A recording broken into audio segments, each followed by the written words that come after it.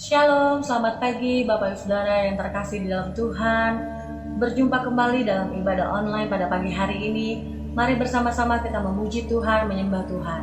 Sebelumnya mari bersama-sama kita berdoa. Bapa, kami ucap syukur buat kasih setiamu Tuhan untuk pagi ini. Kami bersyukur punya Allah sepertimu ya Bapa. Kami percaya kami punya Bapa yang baik. Saat ini Tuhan kami akan menyembahmu, kami akan memujimu Tuhan. Lebih lagi Bapa, terpujilah bagi namamu Tuhan, Kau Tuhan dan Juru Selamat kami. Hanya di dalam nama Tuhan Yesus kami berdoa, amin. Mari bersama-sama kita memuji Tuhan dengan penuh sukacita. Haleluya. Akan melakukan sesuatu adalah Allah yang setia. Haleluya.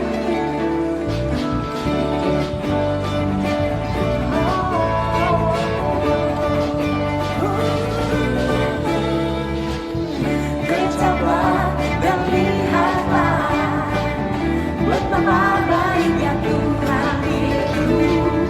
Rasakan dan nikmati kasih setia Tuhan.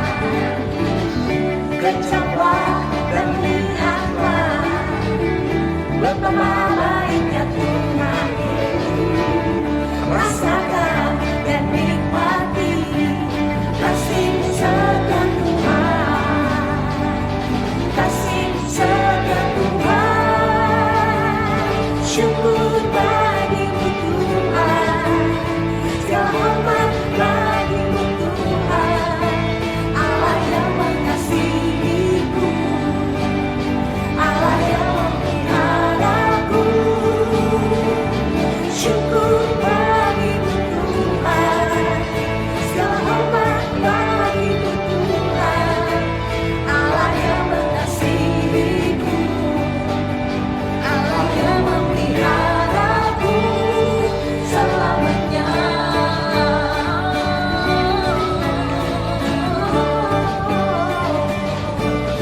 Katakan dengan imanmu. Kecaplah dan lihatlah betapa baiknya Tuhan itu. Rasakan dan nikmati kasih setia Tuhan. Kecaplah dan lihatlah betapa baiknya Tuhan itu. Rasakan dan nikmati kasih setia Tuhan. Kasih setia Tuhan. Syukur bagimu Tuhan. Segala hormat bagimu Tuhan. Allah yang mengasihiku, Allah yang memeliharaku. Syukur bagimu Tuhan. Segala hormat bagimu Tuhan. Allah yang mengasihiku, Allah yang memeliharaku. Syukur bagimu Tuhan. Segala hormat bagimu Tuhan. Allah yang mengasihiku, Allah yang memeliharaku. Syukur bagimu Tuhan. Segala hormat bagimu Tuhan. Allah yang mengasihiku, Allah yang memeliharaku.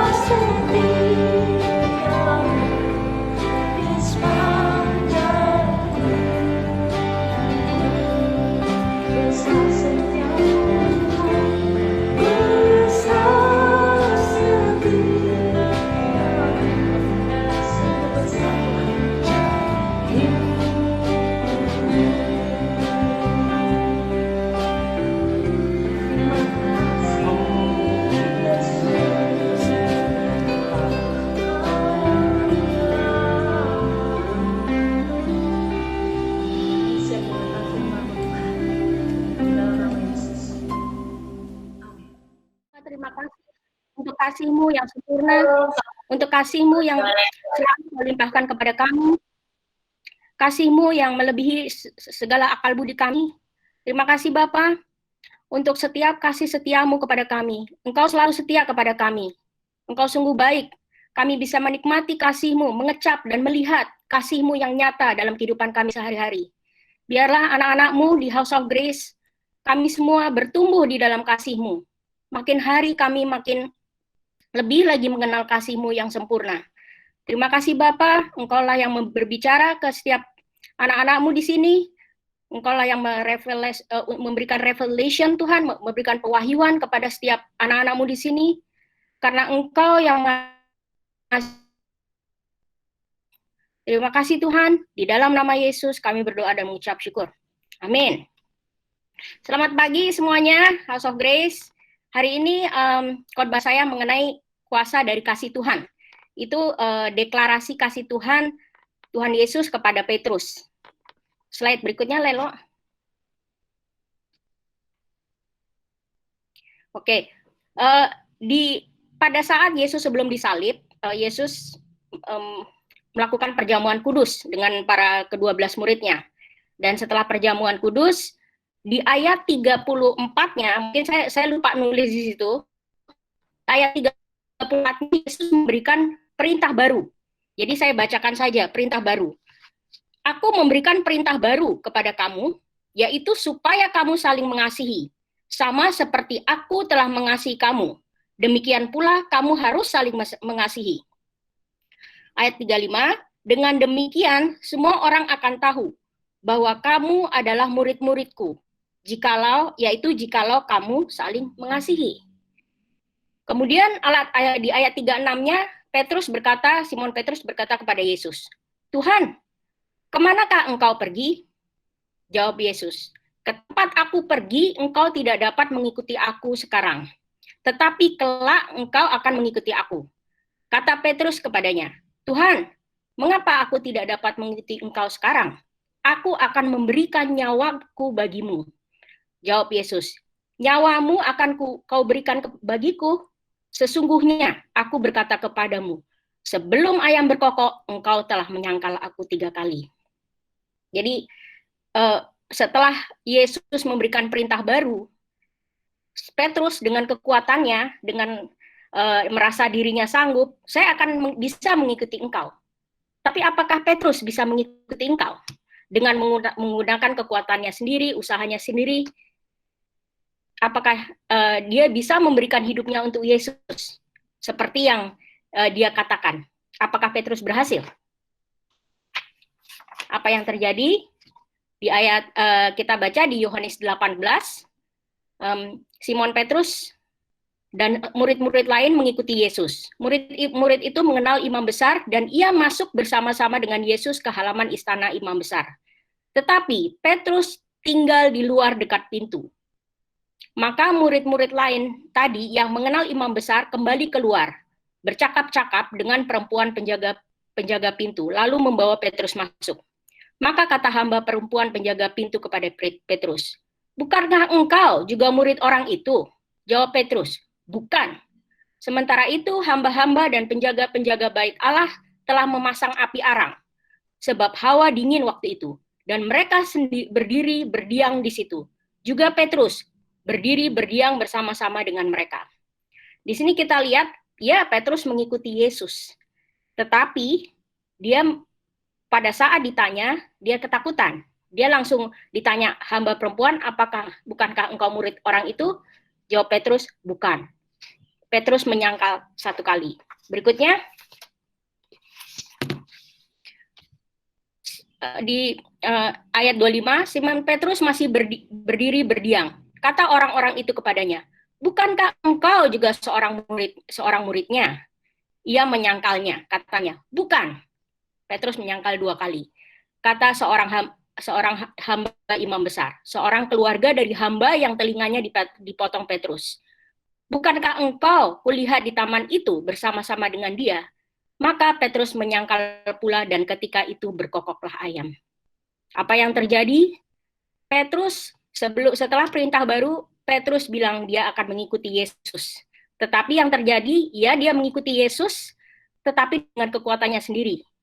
Yang terjadi, dia ketakutan.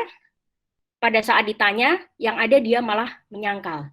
Dia berusaha dengan kekuatannya untuk setia ikut Yesus. Tetapi dia ketakutan, dan bila ada ketakutan, apakah kasih sempurna? Belum ada. Kasih tidak sempurna bila ada ketakutan. Pada saat itu dia ditanya, dia ketakutan, 3 kali dia menyangkal Yesus. Apa yang terjadi setelah itu? Apakah Yesus memulihkan Petrus? Dia sudah menyangkal 3 kali. Bagaimana Yesus memulihkan Petrus? Di Yohanes 21, setelah Yesus disalib, dia menampakkan diri kepada para murid-muridnya. Di ayat 12, kata Yesus kepada mereka, marilah dan sarapanlah. Tidak ada di antara murid-murid itu yang berani bertanya kepadanya, siapakah engkau? Sebab mereka tahu bahwa ia adalah Tuhan. Yesus maju ke depan, mengambil roti, dan memberikannya kepada mereka. Demikian juga ikan itu. Itulah ketiga kalinya Yesus menampakkan diri kepada murid-muridnya. Sesudah ia bangkit dari antara orang mati. Pada saat dia sebelum disalib, dia melakukan perjamuan bersama murid-muridnya. Setelah dia disalib, dia juga melakukan perjamuan. Dan ini adalah salah satu perjamuan yang Yesus lakukan, di mana dia yang menyiapkan roti dan dia menyiapkan sarapan, menyiapkan ikan. Kalau Pastor Hongki sering khotbah, kalau kita makan, makanan kita itu menjadi satu dengan kita, yaitu jadi satu, menjadi bagian dari tubuh kita, karena makanan itu berubah menjadi vitamin yang bisa memberikan kita kesehatan. Seperti itu juga, ikan itu melambangkan Yesus sendiri. Ikan itu melambangkan Yesus yang penuh dengan kasih yang kepada Petrus. Jadi ketika Petrus memakan ikan itu, makanan tersebutlah yang menjadi satu dengan Petrus. Kasih Kristus menjadi satu dengan Petrus. Dan yang Petrus makan adalah kasih itu. Seperti tadi lagu ya. Berikutnya Lelo. Ya, seperti lagu yang tadi, kecaplah dan lihatlah betapa baiknya Tuhan itu. Di Mazmur 34 ayat 8. Berbahagialah orang yang berlindung kepadanya. Kasih itu nyata. Jadi pada saat Petrus menerima kasih Tuhan, dia itu bisa merasakan dan melihat kasih Kristus kepadanya. Kasih Kristus itu bukan hanya kita imani saja, tidak. Kasih Kristus itu kita bisa merasakan dan melihat kasih Kristus. Jadi seperti orang tua kita mengasihi kita bisa merasakan dan melihat. Jadi kalau kita tidak bisa merasakan atau tidak bisa melihat, itu bukan kasih. Karena kasih yang sesungguhnya seperti Kristus mengasihi kita bisa mengalaminya, kita bisa merasakannya. Kasih Kristus, kita bisa melihatnya, bentuk kasih Kristus itu kepada kita. Misalnya, saya ambil contoh. Misalnya, Lelo punya pacar. Pacarnya tidak pernah nelpon, tidak pernah berkunjung, tidak pernah memberikan apa-apa, tidak pernah menunjukkan perhatian. Apakah itu kasih? Bukan, itu tidak kasih. Karena Lelo tidak merasakannya. Itu bukan kasih, itu gombal. Tapi kalau kasih yang sesungguhnya adalah pasti bisa merasakan dan melihat. Jadi pada saat Yesus memberikan roti dan ikan, itu adalah perjamuan pertama yang Yesus berikan kepada para muridnya. Petrus melihat bagaimana Yesus telah memberikan kasihnya itu. pada saat Yesus mati di kayu salib, itu adalah bukti kasihnya. Pada saat Yesus memberikan sarapan, itu bukti adalah kasihnya. Dan pada saat Petrus memakan roti, memakan ikan yang disiapkan Yesus, dia bisa mencicipi kasihnya, dia bisa merasakan kasihnya. Jadi kalau kita bilang kita tinggal di dalam Kristus, bagaimana kita tidak tinggal di dalam Kristus? Tinggal di dalam Kristus itu pada saat kita bisa menjadi satu dengan kasih Kristus. Kita bisa mengalami kasih Kristus. Dan apa yang terjadi dengan Tuhan Yesus, dia memulihkan Petrus bagaimana? Dengan dia memberikan kasihnya terlebih dahulu. Dengan dia menunjukkan kasihnya terlebih dahulu. Baru setelah Petrus mengalami kasih dari Yesus, baru Yesus bertanya kepadanya 3 kali. Jadi seperti itu juga, dengan usaha kita tidak mungkin bisa mengasihi orang lain. Seperti halnya Petrus, dia tidak bisa mengasihi orang lain, dia bahkan tidak bisa memberikan nyawanya kepada Tuhan. Kenapa? Karena dia menggunakan usahanya sendiri. Tetapi bila kasih Kristus itu udah ada, kita alami dan tinggal di dalam kita, baru kasih Kristus itulah yang memberikan kemampuan untuk kita mengasihi orang lain. Tanpa kasih Kristus kita tidak mungkin bisa mengasihi orang lain. Karena banyak sekali orang yang aneh-aneh, dan kita tidak mungkin bisa mengasihi orang lain dengan usaha kita, dengan kekuatan kita. Yang bisa hanya kita lakukan, kita menerima kasih Kristus, dan kasih Kristus itulah yang memampukan kita mengasihi orang lain. Begitu pula dengan Petrus, apa yang terjadi? Kita lihat, 3 kali Yesus bertanya kepada Petrus. Yohanes 21. Sesudah sarapan, ayat 15, sesudah sarapan Yesus berkata kepada Simon Petrus, Simon, anak Yohanes, apakah engkau mengasihi aku lebih daripada mereka ini? Jawab Petrus kepadanya, benar Tuhan, engkau tahu bahwa aku mengasihi engkau. Kata Yesus kepadanya, gembalakanlah domba-dombaku. Ini catatan, kalau di bahasa Indonesia, 3 kali pertanyaan Yesus dijawabnya dengan gembalakanlah domba-dombaku. Tetapi di dalam translation terjemahan bahasa Inggris itu berbeda. Ketiganya berbeda. Jadi terjemahan bahasa Indonesia tidak tepat karena ketiga hal yang berbeda itu menunjukkan 3 pertumbuhan rohani. Jadi kalau di bahasa Inggris yang pertama itu adalah feed my lamb, beri makan domba-domba kecilku. Jadi yang pertama adalah feed my lamb, beri makan domba-domba kecil. Lamb dengan sheep itu berbeda. Oke, berikutnya di ayat 16, kata Yesus pula kepadanya untuk kedua kalinya, Simon, anak Yohanes, apakah engkau mengasihi aku? Jawab Petrus kepadanya, benar Tuhan, engkau tahu bahwa aku mengasihi engkau. Kata Yesus kepadanya, gembalakanlah domba-dombaku. Yang artinya kalau dalam bahasa Inggris, take care my sheep, jaga domba-dombaku. Di terjemahan lain ada ditulis juga tend my sheep, artinya sama, adalah jaga domba-dombaku. Dan ini dari lamb menjadi sheep, nanti saya akan jelaskan. Berikutnya, lalu di ayat ke-17, kata Yesus kepadanya untuk ketiga kalinya, Simon, anak Yohanes, apakah engkau mengasihi aku? Maka sedih hati Petrus, karena Yesus berkata untuk ketiga kalinya, apakah engkau mengasihi aku? Dan ia berkata kepadanya, Tuhan, engkau tahu segala sesuatu. Engkau tahu bahwa aku mengasihi engkau. Kata Yesus kepadanya, gembalakanlah domba-dombaku. Feed my sheep, beri makan domba-dombaku. Jadi 3 hal yang berbeda ya. Feed my lamb, take care my sheep. Yang ketiga, feed my sheep. Jadi kalau di bahasa Indonesia, sayang terjemahannya disamakan. Padahal sebenarnya 3 arti yang berbeda.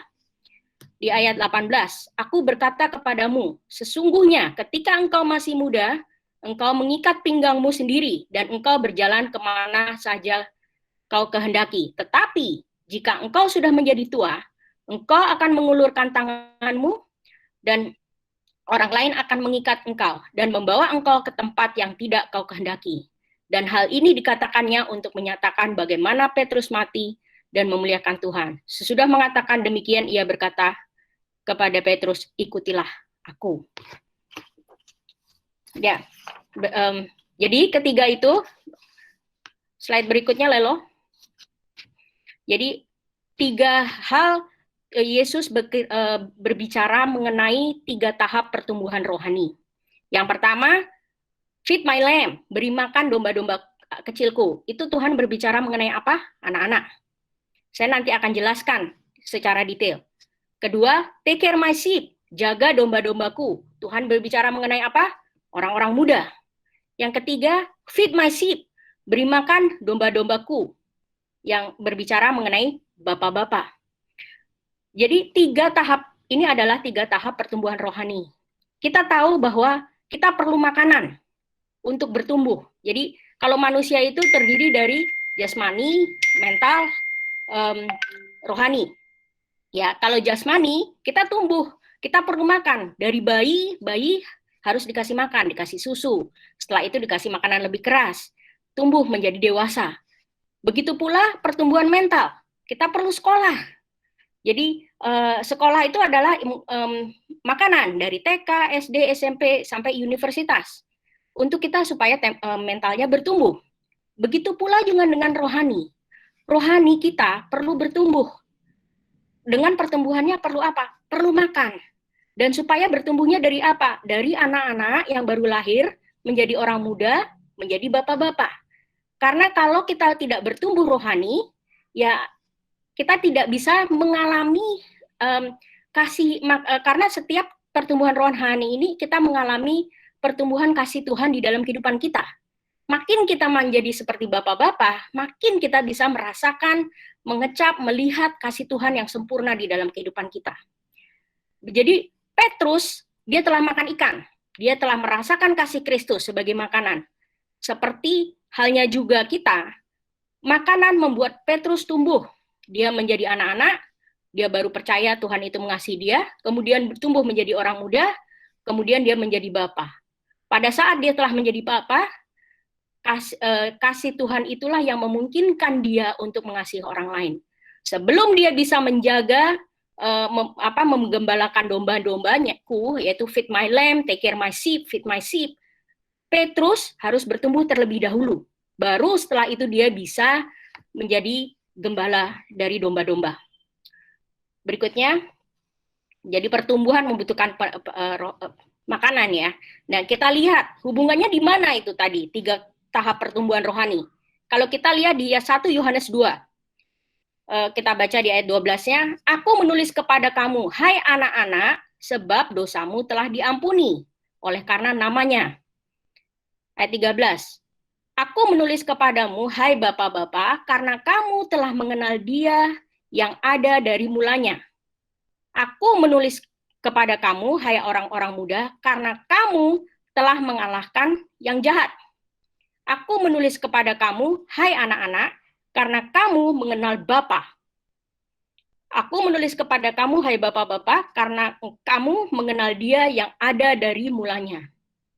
Aku menulis kepada kamu, hai orang-orang muda, karena kamu kuat dan firman Allah diam di dalam kamu, dan kamu telah mengalahkan yang jahat.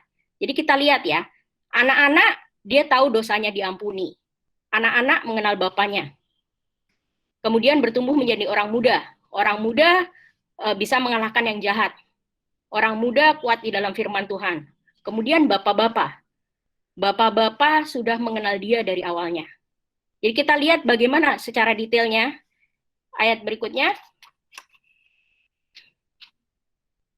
Kita lihat yang pertama ya, anak domba. Beri makan domba-domba kecilku. Di situ kalau di bahasa Inggris disebut lamb. Lamb itu apa? Lamb itu bayi domba yang umurnya kurang dari 1 tahun. Mungkin kalau ada yang suka steak, makannya lamb chop, bukan sheep chop ya. Jadi lamb itu karena bayi. Jadi bayi yang umurnya kurang dari 1 tahun, tender. Makanya kalau pada saat korban di Perjanjian Lama, yang diberi korban adalah lamb, bukan yang diberi korban adalah yang menjadi korban adalah anak domba. Yesus dilambangkan sebagai anak domba, bukan domba tua, tapi anak domba yang masih 1 tahun. Seperti halnya bayi domba, bayi itu selalu membutuhkan apa untuk bertahan hidup? Kasih.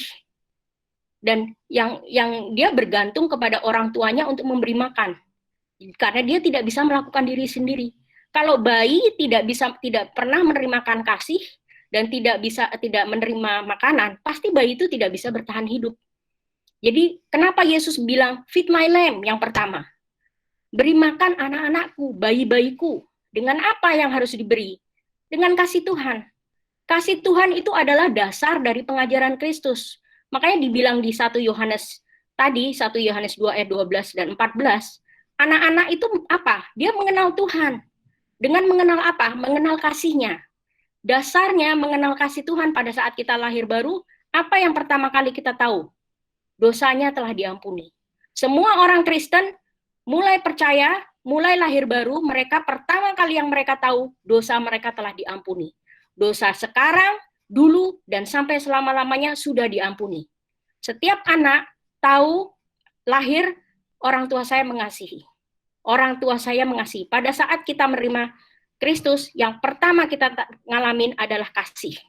Jadi kalau orang Kristen merasa, saya tidak pernah merasakan kasih, berarti dia juga belum lahir baru. Karena setiap orang yang lahir baru pasti merasakan kasih Kristus. Ya, jadi yang pertama adalah anak-anak. Anak-anak perlu makan, makanan dasarnya apa? Kalau anak-anak adalah kasih. Dan ini yang dikatakan di 1 Yohanes 2:12, mengenal Tuhan mengenal Tuhan dengan mengenal kasih-Nya. Dosamu telah diampuni. Yang berikutnya, orang muda. Take care my sheep, ya. Jaga domba-dombaku, orang muda. Dari lamb menjadi sheep. Berarti ini baru domba muda.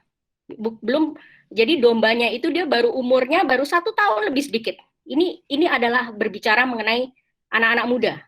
Domba muda itu cenderung apa? Suka berkeliaran, ya. Dia suka cenderung lari-lari ke sana ke sini. Itu sama seperti perumpamaan domba yang hilang. Makanya kenapa Yesus mengatakan jaga, take care my sheep, atau saya ganti sheep-nya, saya ganti jaga orang-orang mudaku. Kenapa orang muda harus dijaga? Karena ini masa kritis. Buat orang-orang masa pertumbuhan rohani, masa orang muda adalah masa kritis. Kenapa? Karena mereka mudah sekali disesatkan. Mereka suka sekali mengikuti ego mereka, mengikuti nabi palsu, mengikuti ajaran agamawi. Karena mereka ini orang muda cenderungnya apa? Pingin tahu. Jadi mereka ada pengajaran baru sana. Oh, ini ada khotbahnya luar biasa. Mereka ke sana ke sini. Gitu. Seperti domba muda yang suka berkeliaran. Jadi kenapa dibilang masa kritis? Kenapa di sini Yesus bilang take care? Karena harus dijaga. Karena tanpa kalau mereka tidak bisa mengalahkan nabi palsu maupun ikut ajaran sesat, mereka mengikuti diri sendiri, mereka tidak akan bisa bertumbuh. Mereka akan menjadi stuck, di mana kehidupannya mereka akan selalu cenderung selalu tidak puas. Karena seperti itu anak orang muda. Dia tidak bisa bertumbuh menjadi dewasa karena selalu tidak puas, dan ini adalah masa kritis. Jadi sama seperti kalau dibilang perumpamaan domba yang hilang atau anak yang hilang. Ya, jadi kenapa dibilang take care my sheep, adalah jaga domba-dombaku supaya mereka tidak sesat. Karena mereka selalu gampang sekali disesatkan. Makanya dibilang di ayat 1 Yohanes 2 ayat 13-14, sehingga mereka itu kuat dalam firman dan dapat mengalahkan yang jahat. Siapa yang si jahat itu?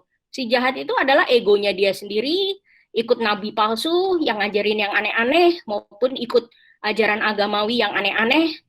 Sehingga orang muda perlu menjadi peka.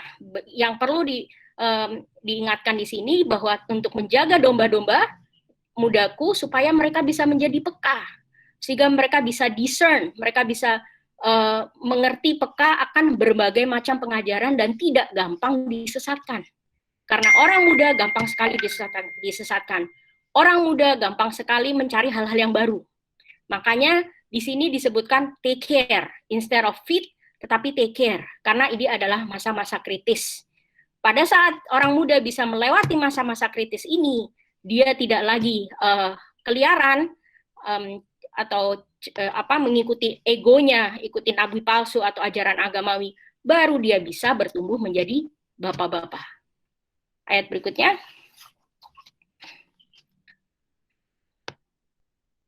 Slide berikutnya, Lelo. Jadi kalau misalnya Lelo, oke. Jadi yang berikutnya adalah bapak-bapak ya. Jadi kalau dari domba muda, dia akan bertumbuh menjadi domba yang sudah dewasa. Makanya disebutkan beri makan domba-dombaku, yaitu bapak-bapak. Slide-nya nggak bisa ya?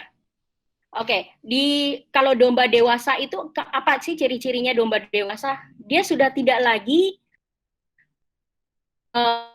domba dewasa itu sudah tidak lagi gampang pengajaran yang aneh. Mereka sudah gampang mengikuti egonya dia sendiri, ya.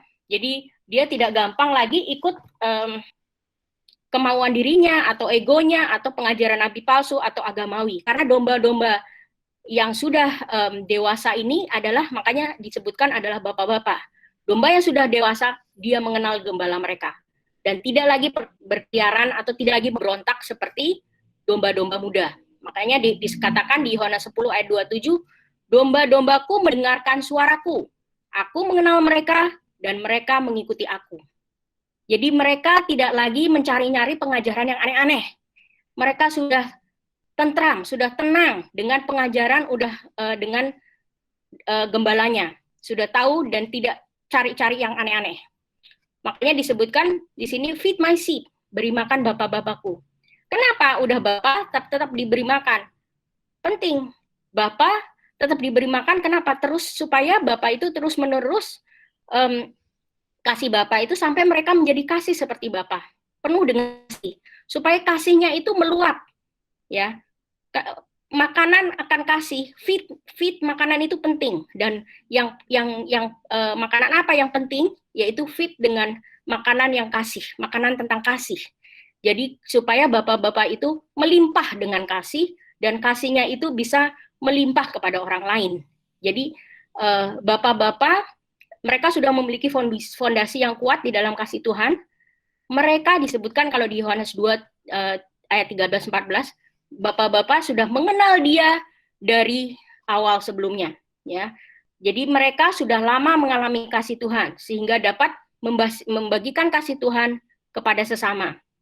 Kasihnya melimpah, kasihnya meluap, kasihnya overflowing kepada orang lain. Jadi penting sekali kasih itu terus makan kasih, karena sampai bapak sekalipun perlu mengalami kasih.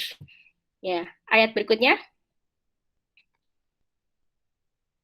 Jadi bapak-bapak itu kalau dibilang tadi kecaplah dan lihatlah, mereka sudah melihat, mereka sudah merasakan bapak-bapak kasih Tuhan, dan yang mereka alami adalah kasih Tuhan dan kebaikan Tuhan dalam kehidupan mereka sehari-hari.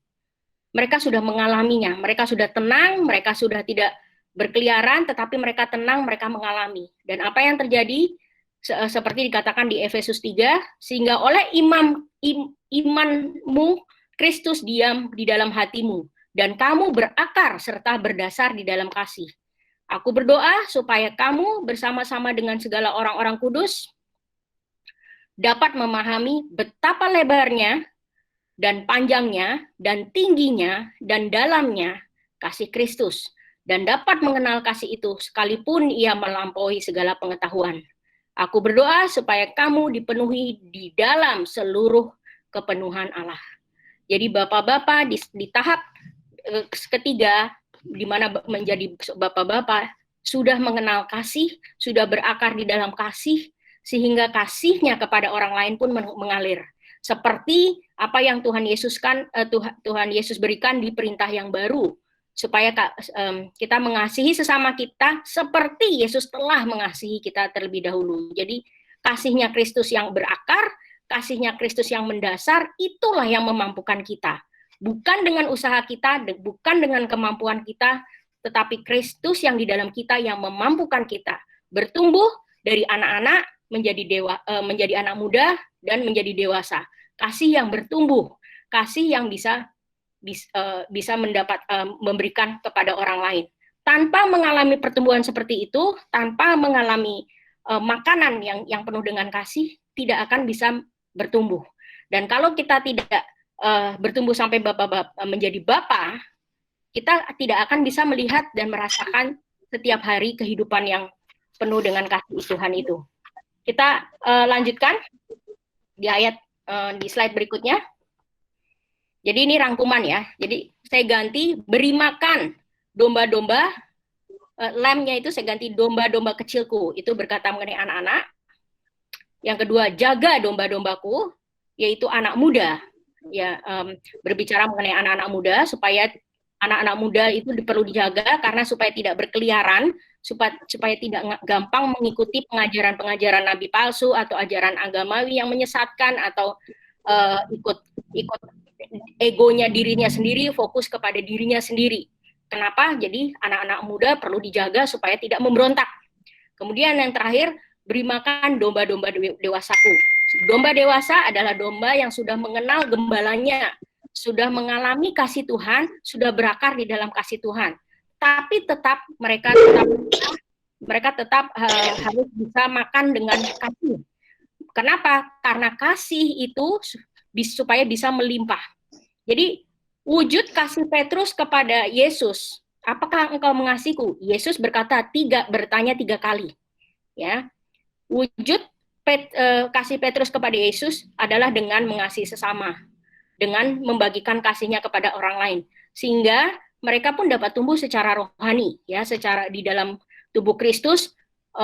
Domba-domba itu orang-orang percaya lain bisa menjadi bertumbuh dari anak-anak, anak muda dan orang dewasa, mereka menjadi bapak-bapak dan dapat membagikan kasih Tuhan itu kepada orang lain. Begitu pula dengan kita. Tuhan pun mau kita bertumbuh. Ya, jadi mungkin dari khotbah ini kita tahu, saya udah di tahap mana ya? Apakah saya anak-anak muda? Saya masih anak-anak, saya baru percaya, oh Tuhan mengasihi saya, baru lahir baru, atau anak-anak muda, tapi gampang sekali fokus kepada diri sendiri, gampang sekali ikut pengajaran yang aneh-aneh, atau kita sudah menjadi bapak-bapak, kita sudah secure, ya, kita sudah aman, kita sudah tahu identitas kita sudah tahu kasih Tuhan yang ada di dalam kehidupan kita. Jadi bagaimana kita bisa melakukan perintah baru, yaitu dengan kita menerima kasih Kristus. Kita menerima kasih Kristus dan biarlah kasih Kristus itu yang bertumbuh di dalam kehidupan kita.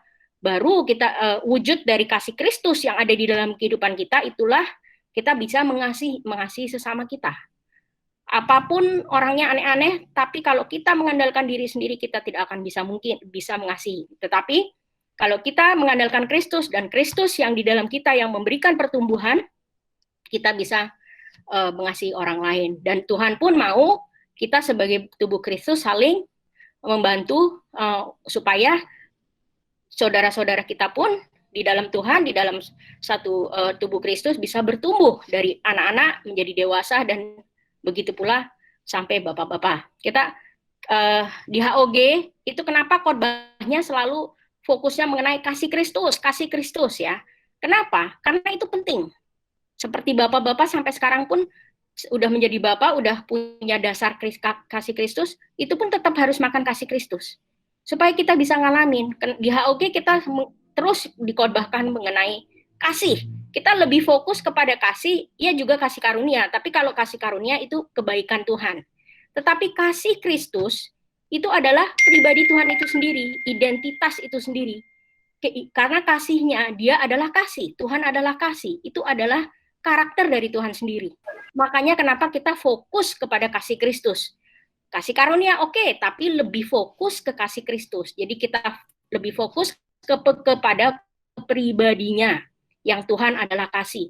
Tidak fokus kepada kebaikan Tuhan. Karena kalau kita fokus kepada pribadinya, Tuhan adalah kasih, itulah yang memampukan kita berubah.